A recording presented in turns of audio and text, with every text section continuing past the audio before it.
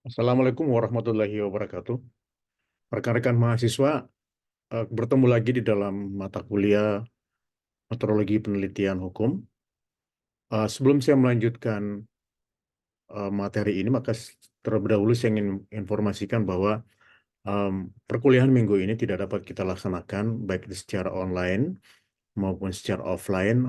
Hal ini disebabkan karena saya sedang menghadiri salah satu seminar yang sangat penting di kota Ho Chi Minh City di Vietnam. Itu sebabnya saya hanya akan mengirimkan dulu materi uh, rekaman ini sebagai suatu materi pembelajaran buat saudara-saudara mahasiswa, dan selanjutnya nanti jadwal akan kita ganti dengan mencari waktu yang luang untuk bisa menyampaikan perkuliahan yang uh, sebagai pengganti perkuliahan uh, pada perkuliahan yang keempat kali ini.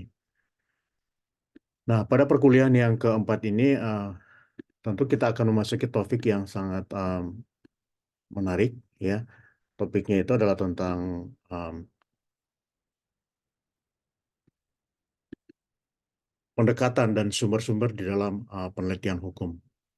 Nah, saudara-saudara mahasiswa, kenapa ini penting untuk kita ketahui? Karena sebagai um, calon peneliti, ya, atau nanti saudara-saudara akan membuat skripsi ataupun tugas-tugas yang lainnya, ataupun kegiatan-kegiatan yang lainnya yang membutuhkan metodologi atau menganalisis suatu problematika dengan pendekatan-pendekatan metodologi penelitian hukum, maka tentu materi ini sangat penting buat saudara-saudara ketahui. Jadi judul kita kali ini adalah pendekatan dan sumber-sumber di dalam penelitian hukum. Nah, sebelum saya melanjutkan, maka terlebih dahulu saya akan review kembali apa itu penelitian hukum. Nah, penelitian hukum merupakan suatu kegiatan hono, ya, di dalam ilmu hukum, dan bukan sekedar know about, ya. Jadi tidak sekedar untuk apa mengetahui itu, tapi bagaimana cara kita untuk mengetahui suatu problematika hukum. Nah, sebagai suatu kegiatan know-how, penelitian hukum dilakukan untuk memecahkan isu-isu hukum yang sedang dihadapi. Jadi isu-isu hukum yang sedang kita hadapi itu bukan saja pada saat ingin membuat suatu skripsi atau uh, penelitian tertentu misalnya, tetapi juga di dalam kehidupan sehari-hari saudara-saudara sebagai seorang mahasiswa Fakultas Hukum yang sekarang hampir setiap hari berdekatan dengan pengetahuan hukum. Tentu banyak problematika hukum yang terjadi di sekitar kita, dan dengan mempelajari penelitian hukum ini, saudara-saudara bisa mulai mencoba menganalisis problem itu dengan melakukan pendekatan-pendekatan yang saudara-saudara telah pelajari di dalam mata kuliah penelitian hukum. Nah, penelitian hukum dilakukan dengan tujuan, yakni memberikan preskripsi mengenai apa yang seyogianya dilakukan dan bukan membuktikan suatu hipotesis. Nah, um, preskripsi di dalam ilmu hukum itu adalah um, makna-makna, ya, yang terkandung dalam suatu kalimat yang dapat atau otomatis kita interpretasikan, ya. Bahkan juga banyak preskripsi itu yang mempunyai uh, sanksi apabila tidak dilakukan, gitu. Nah, kemudian pembuktian hipotesis. Pembuktian hipotesis itu tidak lazim digunakan di dalam penelitian hukum, tetapi hipotesis itu umumnya digunakan dalam penelitian-penelitian sosial. Nah, hipotesis itu sebenarnya adalah mencoba memberikan suatu pre-analisis, ya, atau kesimpulan sementara sebelum penelitian itu running, sebelum penelitian itu dilakukan. Jadi sebagai seorang peneliti, kita sudah mempunyai um, analisis bahwa kemungkinan nanti penelitian itu akan berakhir seperti ini. Itu sebabnya kita melakukan hipotesis. Nah, dalam teori-teori atau penelitian-penelitian yang dilakukan oleh misalnya fakultas teknik atau ilmu-ilmu sains seperti itu. Nah, biasanya dalam menetapkan suatu hipotesis itu biasanya dengan pendekatan-pendekatan statistikal. Sehingga nanti hipotesis nanti itu yang diuji apakah bermakna apa tidak bermakna. Itu di dalam penelitian eksakta.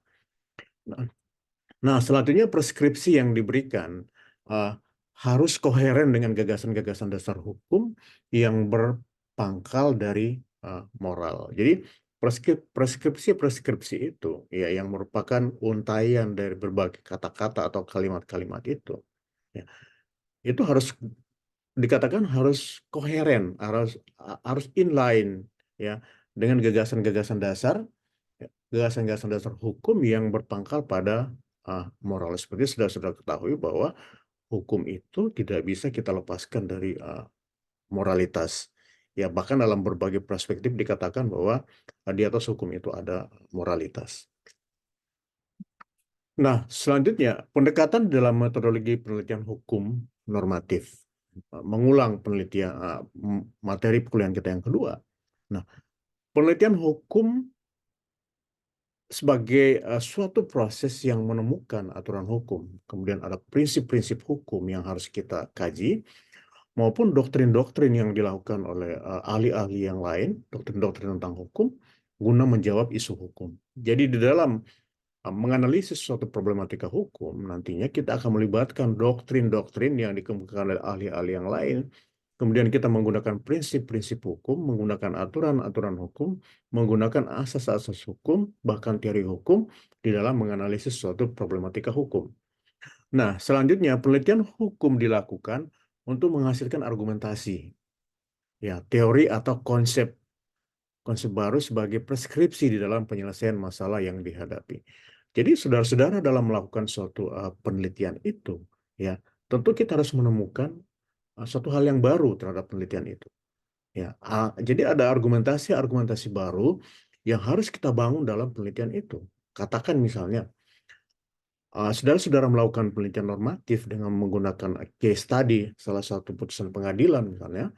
Nah, saudara-saudara harus bisa memberikan argumentasi berdasarkan pemahaman saudara-saudara tentang apa yang menjadi ratio decidendi atau alasan hakim memutus suatu perkara itu. Nah, itu yang saudara-saudara akan analisis nanti, apakah rasio dendi itu sesuai dengan kaidah-kaidah hukum, sesuai dengan teori-teori hukum, sesuai dengan filosofi hukum, sesuai dengan asas-asas hukum, atau bahkan sesuai dengan doktrinal atau hukum atau hukum-hukum atau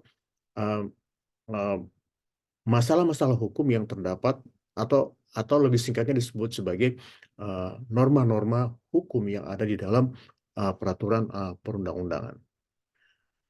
Nah, selanjutnya jawaban yang diharapkan dalam penelitian hukum itu adalah benar, ya, right, kemudian appropriate, ya, mendekati suatu kebenaran, kemudian inappropriate, layak atau tidak, kemudian salah, gitu.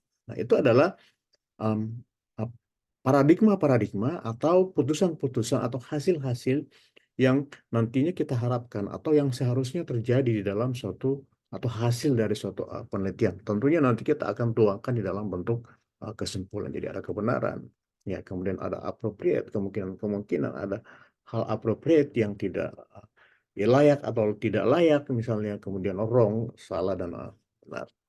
Nah, hasil penelitian hukum telah mengandung nilai. Jadi penelitian hukum itu harus ada nilai yang dihasilkan seperti itu, ya. Nah, nilai yang dihasilkan dalam penelitian hukum itu yang disebut sebagai kebaruan di dalam ilmu hukum. Nah, sekarang kita kembali kepada pendekatan penelitian hukum normatif. Nah, seperti yang saya sudah sampaikan pada perkuliahan berikut sebelumnya, bahwa di dalam penelitian hukum itu ada pendekatan-pendekatan yang pertama kita sebut sebagai statuta approach. Kemudian yang kedua, case approach. Kemudian yang ketiga adalah historical approach. Kemudian yang keempat adalah comparative approach. Kemudian yang kelima itu adalah conceptual approach. Jadi, nanti pada saat saudara-saudara nanti membuat proposal penelitian, saudara-saudara harus mendeskripsikan pendekatan penelitian yang saudara lakukan. Apakah statuta approach? Apakah case approach? Tentu bisa lebih dari satu dari pendekatan-pendekatan yang ada di dalam teori ini. Sekarang kita lihat satu persatu. Apa itu statuta approach? Atau biasa juga disebut dengan pendekatan dengan undang-undang. Nah, pendekatan dengan undang-undang dilakukan dengan menelaah semua undang-undang dan regulasi yang tersangkut paut dengan isu hukum yang sedang kita tangani. Kalau misalnya saudara-saudara ingin melakukan kajian terhadap undang-undang pemilu, maka tentu yang menjadi kajian hukum saudara-saudara adalah uh, Undang-Undang 17 tahun 2000, Undang-Undang 7 tahun 2017 tentang tentang pemilihan umum. Nah, itu yang menjadi apa namanya materi yang akan saudara kaji nanti di dalam penelitian ini. Jadi undang-undang itu akan saudara gunakan sebagai cara pendekatan untuk menganalisis satu problematika hukum. Kemudian di dalam pendekatan itu, peneliti juga harus mencari rasio legis atau dasar yang paling dalam, ya, dari ontologis undang-undang tersebut. Jadi pada prinsipnya, kalau kita menggunakan statuta approach sebagai suatu pendekatan, maka yang ingin kita tahu itu adalah apa rasio legis. Jadi apa yang menjadi dasar, ya, dasar utama ditetapkannya suatu norma-norma yang ada di dalam penelitian hukum, yang ada dalam norma-norma atau kajian-kajian akan sedang kita teliti misalnya. Ya, saya berikan contoh misalnya, kalau di dalam undang-undang pemilu, ya dikatakan bahwa um, presiden itu hanya mempunyai masa periode waktu kerja itu 5 tahun. Kemudian untuk dapat dipilih dalam satu kali periode lagi, sehingga presiden itu hanya mempunyai masa kerja sekitar 2 periode atau 10 tahun. Tentu ada rasio legis, ya, di balik itu. Tentu ada argumentasi-argumentasi di balik itu. Kenapa presiden itu hanya diberikan waktu, ya, atau diberikan kesempatan dalam satu periode atau paling banyak 2 periode, maksud saya 5 tahun dalam satu periode, kemudian hanya dapat melakukan atau melaksanakan tugasnya paling lama 2 periode atau 10 tahun.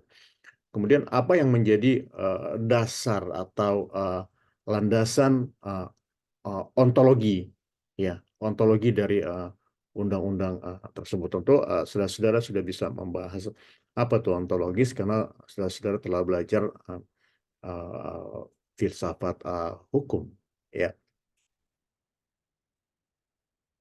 Nah, kemudian dengan mempelajari rasio legis dan dasar ontologis, ya, suatu undang-undang, maka peneliti mampu menangkap kandungan filosofi yang ada di belakang undang-undang itu. Apa yang menjadi behind dibentuknya suatu peraturan perundang-undangan. Nah, itu sebabnya kalau kita ingin mengkaji suatu perundang-undangan itu, umumnya orang-orang yang melakukan penelitian itu akan mencari memori phantom-lifting atau yang biasa kita sebut sebagai risalah sidang. Jadi risalah sidang itu harus kita cari, ya. Jadi kalau misalnya tadi saya memberikan contoh misalnya kenapa 5 tahun masa periode presiden itu, kenapa hanya bisa dapat dipilih untuk sekali lagi maksimal 10 tahun, tentu ada dasar ontologis, ya, atau ada makna, ya, yang di balik itu, ya, atau ada hakikat di balik itu. Kenapa presiden itu hanya satu periode 5 tahun, kemudian hanya dapat dipilih untuk periode berikutnya atau totalnya selama 10 tahun? Kenapa tidak 4 tahun? Kenapa tidak 7 tahun? Kenapa tidak cukup satu periode saja? Tentu ada pembahasan-pembahasan, ada argumentasi-argumentasi hukum yang dikeluarkan oleh para pembentuk peraturan perundang-undangan itu, yang kita nanti bisa temukan sebagai rasio legis dan juga sekaligus sebagai landasan atau dasar ontologis daripada peraturan tersebut. Nah, kemudian case approach atau pendekatan kasus. Nah, pendekatan ini dilakukan dengan menelaah kasus-kasus terkait dengan isu-isu yang sedang dihadapi dan telah menjadi keputusan yang berkekuatan hukum tetap di pengadilan. Nah, kenapa kita sebaiknya, ya, putusan pengadilan yang akan kita gunakan sebagai case study itu sebaiknya berkekuatan hukum tetap, sehingga kita mengetahui nanti bahwa kasus itu sudah ingkrah dan tidak ada lagi potensi terjadinya upaya hukum di dalam kegiatan tersebut, sehingga nanti apabila kita mengkaji itu, maka penelitian yang kita lakukan itu supaya lebih bermakna dalam waktu yang lebih panjang, ya. Itu sebabnya penelitian itu kita materi atau kasus yang kita gunakan itu sedapat mungkin yang sudah inkrah. Nah, tadi saya memberikan contoh misalnya pendekatan statuta approach, gitu, pendekatan peraturan perundang-undangan bisa kita combine dengan case approach atau pendekatan kasus. Nah, kegunaan dari metode ini adalah untuk mengetahui rasio desidendi atau legal reasoning sebagai argumentasi hukum di dalam memutus suatu perkara. Jadi, alasan-alasan di dalam putusan pengadilan itu yang menjadi argumentasi hakim memutus suatu perkara itu kita sebut sebagai rasio desidendi atau pertimbangan-pertimbangan hakim di dalam memutus suatu perkara atau legal reasoning hakim di dalam memutus suatu perkara. Itu kita sebut sebagai rasio desidendi. Nah, kemudian ada yang kita sebut sebagai historical approach atau pendekatan sejarah. Nah, pendekatan histori dilakukan dengan menelaah latar belakang apa yang dipelajari dan perkembangan pengaturan mengenai isu yang dihadapi. Kemudian dilakukan untuk mengungkap filosofi dan pola pikir yang melahirkan sesuatu yang sedang dipelajari.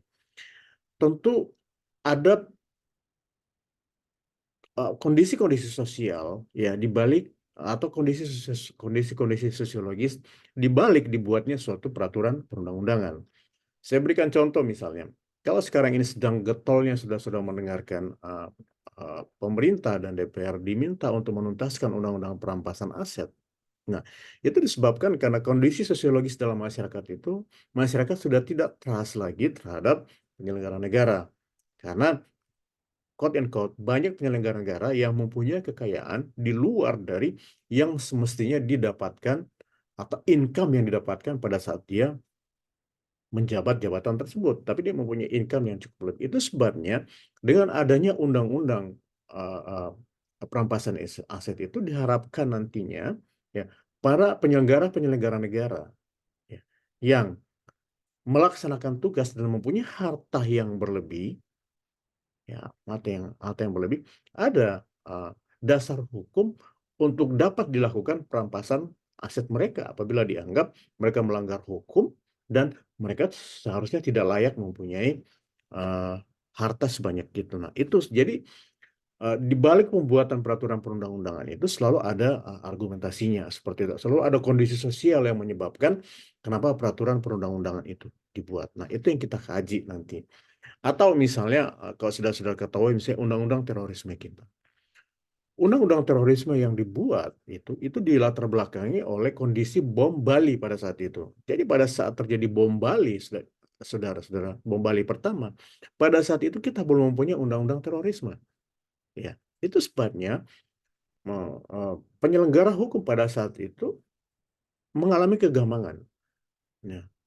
Setelah pelaku-pelaku bom Bali itu ditangkap, maka penegak hukum mengalami kegamangan. Para terduga pelaku bom Bali itu akan dihukum dengan menggunakan hukuman apa? Apakah hanya sekedar dengan menggunakan hukuman pidana? Ya, sementara ya yang menjadi konsensus internasional bahwa terorisme itu disebut sebagai kejahatan um, kejahatan yang sangat sistematis dan kejahatan yang mempunyai uh, level yang sangat tinggi ya. Nah, itu sebabnya memang harus dilakukan treatment khusus. Itu sebabnya pada saat itu pemerintah membuat Perpu ya, peraturan pengganti undang-undang untuk kejahatan terorisme. Ya. Nah, itu yang disebut sebagai historical approach. Jadi kita ingin mengetahui apa yang menjadi sejarah di balik dibentuknya suatu peraturan perundang-undangan itu. Nah, kemudian comparative approach. Nah, melihat kata komparatif tentu ini adalah suatu perbandingan ya. Kita maknai sebagai suatu perbandingan. Jadi dilakukan dengan membandingkan ya suatu peraturan perundang-undangan yang dilakukan di suatu negara dengan negara lain. Katakan misalnya undang-undang terorisme yang ada di Indonesia kita bandingkan dengan undang-undang terorisme yang ada di Malaysia misalnya atau negara jiran yang lainnya. Atau undang-undang pemberantasan tindak pidana korupsi kita bandingkan misalnya undang-undang di kita di Indonesia dengan undang-undang ada di Hong Kong, ada di Australia, ada di New Zealand dan negara-negara lainnya. Itu disebut sebagai suatu perbandingan hukum yang setara gitu ya. Nah, hal ini untuk menjawab mengenai isu antara ketentuan undang-undang dengan filosofi yang melahirkan undang-undang itu. Nah, tentu memang kalau kita melihat nanti undang-undang dari negara lain dengan negara kita, meskipun itu konteksnya sama, tujuannya sama, judulnya sama, katakan sama-sama undang-undang terorisme, tetapi kadang-kadang ada konteks-konteks yang berbeda. Kenapa? Karena di Indonesia proses pembuatan peraturan perundang-undangan itu selalu ada landasan filosofisnya, kemudian ada landasan sosiologisnya, ya. Kemudian landasan sosiologis itulah yang menjadi pembeda, ya, dengan negara-negara lain, karena itu kan menyangkut kondisi sosial yang ada di dalam masyarakat kita. Nah, kemudian peneliti akan memperoleh gambaran mengenai konsistensi antara filosofi dan undang-undang di antara negara-negara tersebut. Dan kita akan mendapatkan nanti gambaran, ya, bagaimana konsistensi atau filosofi bentuknya peraturan perundang-undangan itu antara satu negara dengan negara lainnya. Nah, kemudian yang terakhir itu adalah conceptual approach atau pendekatan konseptual. Nah, pendekatan ini beranjak dari pandangan-pandangan dan doktrin-doktrin yang berkembang di dalam ilmu hukum. Jadi ada doktrin-doktrin atau ada uh, um, teori-teori, ya, atau landasan-landasan yang uh, ada di dalam ilmu-ilmu hukum yang kita pelajari. Nah, doktrin-doktrin itu biasanya dilahirkan oleh para pakar-pakar, para ahli-ahli hukum membuat doktrin-doktrin. Ya, bisa juga itu doktrin yang bertahun-tahun yang lalu, kemudian ada juga doktrin yang ya mungkin baru sekitar 2-3 tahun yang lalu, bahkan yang ada doktrin-doktrin yang kekinian yang kita tentu bisa dapatkan di dalam buku-buku ajaran yang terbaru.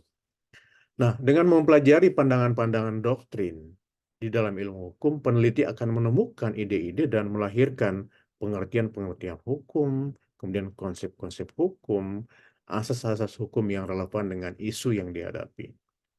Nah, selanjutnya pemahaman akan pandangan-pandangan dan doktrin-doktrin hukum tersebut merupakan sandaran bagi peneliti di dalam membangun suatu argumentasi hukum di dalam memecahkan isu-isu yang dihadapi. Jadi itu pendekatan konseptual. Jadi di dalam penelitian ini saya mengulangi kembali bahwa kita bisa mengcombine antara pendekatan yang satu dengan pendekatan yang lain. Jadi pendekatan itu tidak berdiri sendiri, gitu. Nah, itu tadi tentang pendekatan-pendekatan yang dilakukan dengan pendekatan hukum. Ya, pertama saya akan ulangi lagi bahwa ada statuta approach atau pendekatan peraturan perundang-undangan, ada case approach, pendekatan dengan kasus, ya, kemudian historical approach, pendekatan dengan sejarah terbentuknya suatu hukum, kemudian comparative approach itu membandingkan dengan negara lain, kemudian conceptual approach dengan menggunakan um, uh, argumentasi-argumentasi hukum, ya, yang dibangun para uh, ahli-ahli atau doktrin-doktrin hukum di dalam memecahkan suatu problematika hukum. Nah, selanjutnya adalah sumber-sumber bahan hukum. Apa saja yang menjadi sumber bahan hukum kita dalam melakukan penelitian? Ada sumber bahan hukum primer, kemudian ada sekunder.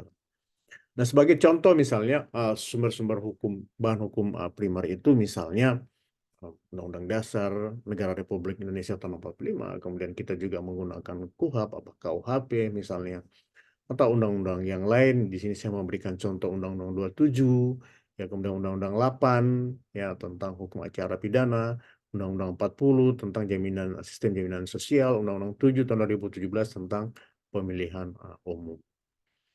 Kemudian sumber-sumber bahan hukum sekunder itu ada, kita sudah bisa menggunakan textbook, bisa menggunakan skripsi yang relevan, kemudian naskah akademik, ya, dari suatu rancangan undang-undang, kemudian jurnal-jurnal baik itu nasional maupun internasional, dan kamus atau dictionary. Nah, itu saudara-saudara yang saya dapat sampaikan, dan sekali lagi sebelum orang melakukan penelitian itu memang harus banyak membaca penelitian-penelitian yang lain, gitu ya. Karena kalau misalnya sebagai seorang peneliti, kita tidak pernah membaca skripsi, maka kita akan sulit untuk mengembangkan nalar-nalar kita di dalam melakukan suatu penelitian hukum. Itu yang dapat saya sampaikan kepada saudara-saudara mahasiswa, dan ini hanya sekedar sebagai suatu pengantar saja. Nanti selanjutnya akan kita diskusikan, akan kita perbincangkan lebih dalam lagi di dalam perkuliahan-perkuliahan yang akan kita lakukan sebagai pengganti dari perkuliahan yang tidak dapat kita laksanakan pada minggu-minggu ini. Demikian yang saya sampaikan. Um, Semoga materi ini bisa bermanfaat buat saudara-saudara mahasiswa. Terima kasih. Assalamualaikum warahmatullahi wabarakatuh.